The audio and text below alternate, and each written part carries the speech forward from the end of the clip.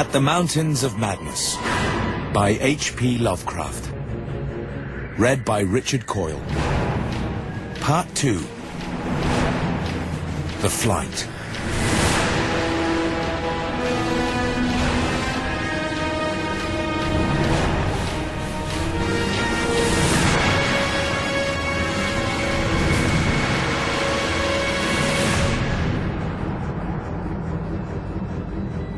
Our fears for Lake and his party had become intense and definite, and after a wireless consultation with the sea captains Douglas and Thorfinson, I resolved to take steps toward investigation. The fifth aeroplane, which we had left at the McMurdo Sound supply cache with Sherman and 2 sailors, was in good shape and ready for instant use, and it seemed that the very emergency for which it had been saved was now upon us. I got Sherman by wireless and ordered him to join me with the plane and the 2 sailors at the southern base as quickly as possible, the air conditions being apparently highly favorable. At 7:15 a.m., January 25th, we started flying northwestward under McTighe's pilotage with 10 men, 7 dogs, a sledge, a fuel and food supply, and other items including the plane's wireless outfit.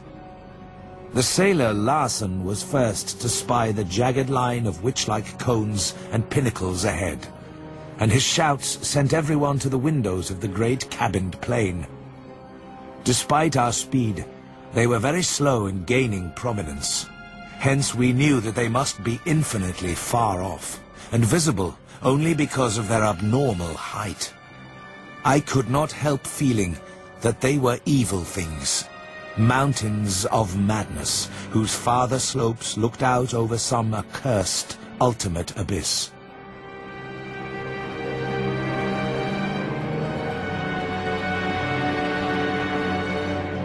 We were over the lowest foothills now, and could see amid the snow, ice, and bare patches of their main plateau a couple of darkish spots which we took to be Lake's camp and mooring. The higher foothills shot up between 5 and 6 miles away, forming a range almost distinct from the terrifying line of more than Himalayan peaks beyond them. At length, Ropes, the student who had relieved McTighe at the controls, began to head downward toward the left-hand dark spot whose size marked it as the camp.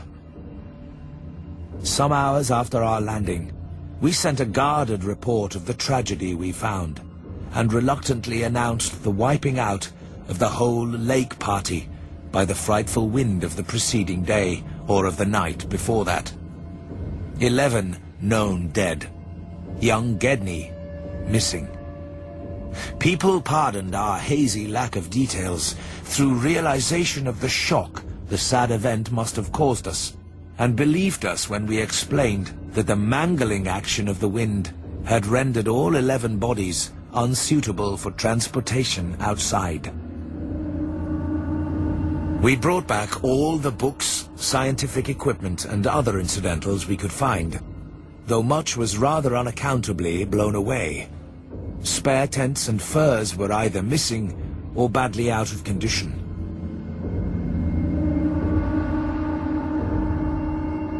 It was approximately 4 p.m., after wide plain cruising had forced us to give Gedney up for lost, that we sent our guarded message to the Arkham for relaying.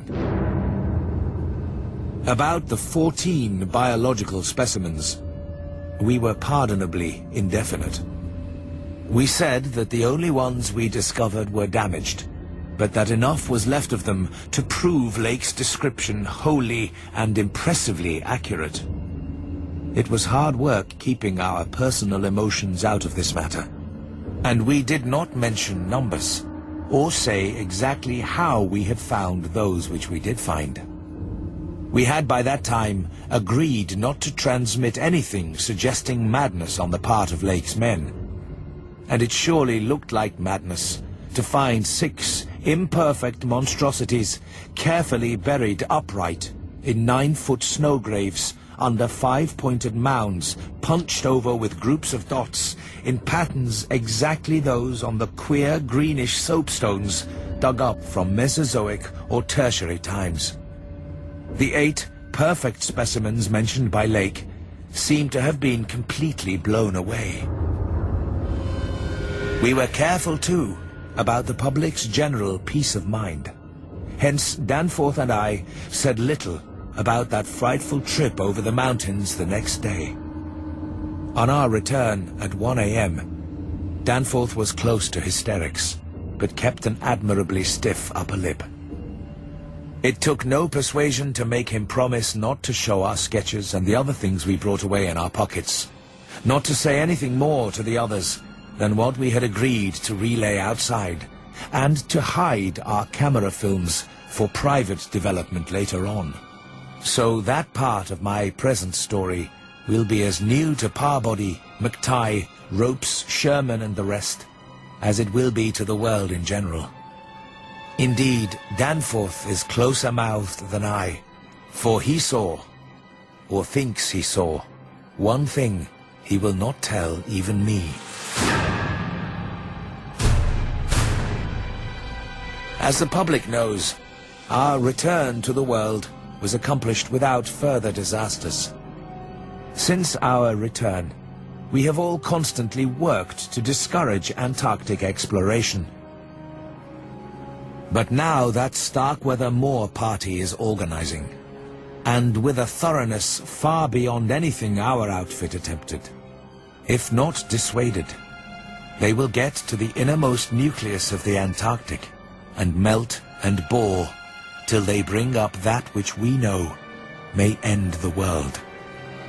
So I must break through all reticences at last. I hope I have said enough already to let me glide briefly over the rest, that is, of the horror at the camp. The crowning abnormality was the condition of the bodies, men and dogs alike. They had all been in some terrible kind of conflict, and were torn and mangled in fiendish and altogether inexplicable ways. Some were incised and subtracted from in the most curious, cold-blooded and inhuman fashion. It was the same with dogs and men. All the healthier, fatter bodies, quadrupedal or bipedal, had had their most solid masses of tissue cut out and removed, as by a careful butcher, and around them was a strange sprinkling of salt, taken from the ravaged provision chests on the plains, which conjured up the most horrible associations. Gedney and one dog turned out to be missing in the end. But when we came on that terrible scene, we had missed 2 dogs and 2 men. But the fairly unharmed dissecting tent, which we entered after investigating the monstrous graves, had something to reveal. The scene was clearly not as Lake had left it, for the covered parts of the primal monstrosity had been removed from the improvised table. Indeed, we had already realized that one of the 6 imperfect and insanely buried things we had found must represent the collected sections of the entity which Lake had tried to analyze. On and around that laboratory table were strewn other things, and it did not take long for us to guess that those things were the carefully, though oddly and inexpertly dissected parts of 1 man and 1 dog. We buried the human parts beside the other 10 men, and the canine parts with the other 35 dogs. This formed the worst of the camp horror. But other things were equally perplexing. The disappearance of Gedney, the 1 dog, the 8 uninjured biological specimens, 3 sledges and certain instruments, illustrated technical and scientific books, writing materials, electric torches and batteries, food and fuel, heating apparatus, spare tents, fur suits and the like, was utterly beyond sane conjecture. In view of just such an eventuality as the present one, we carefully photographed all the main evidences of insane disorder at the camp, and shall use the prints to buttress our pleas against the departure of the proposed Starkweather Moor expedition.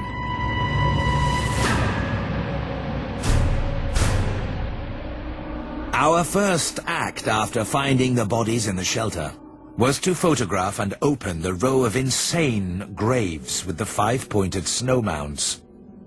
We could not help noticing the resemblance of these monstrous mounds, with their clusters of grouped dots, to poor Lake's descriptions of the strange, greenish soapstones. And when we came on some of the soapstones themselves in the great mineral pile, we found the likeness very close indeed.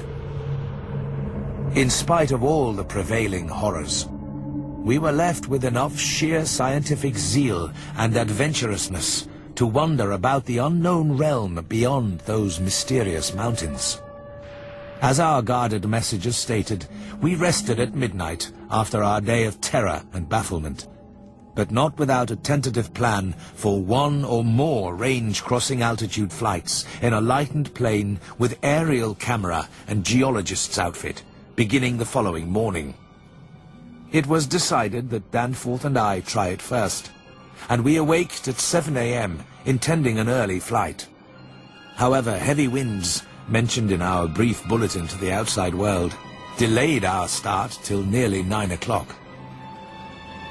As we flew towards the forbidding peaks, dark and sinister above the line of crevasse-riven snow and interstitial glaciers, we noticed more and more the curiously regular formations clinging to the slopes.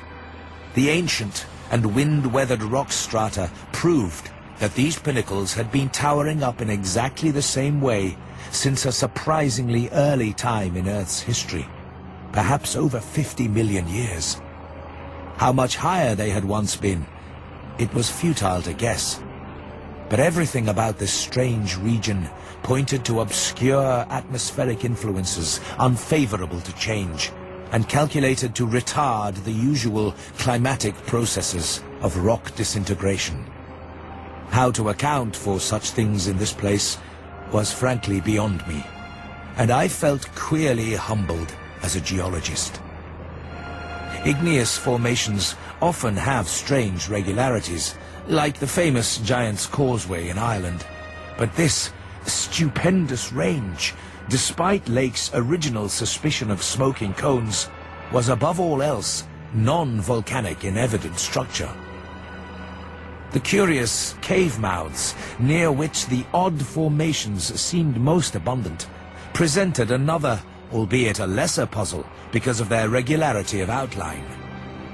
They were often approximately square or semicircular, as if the natural orifices had been shaped to greater symmetry by some magic hand.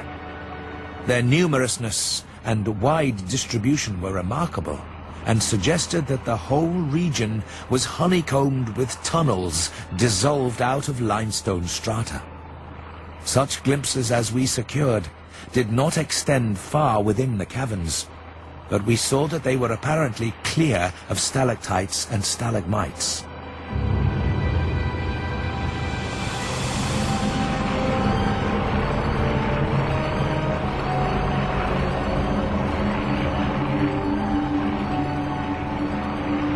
We were now, after a slow ascent, at a height of 23,570 feet, according to the aneroid, and had left the region of clinging snow definitely below us. Up here were only dark, bare rock slopes, and the start of rough-ribbed glaciers.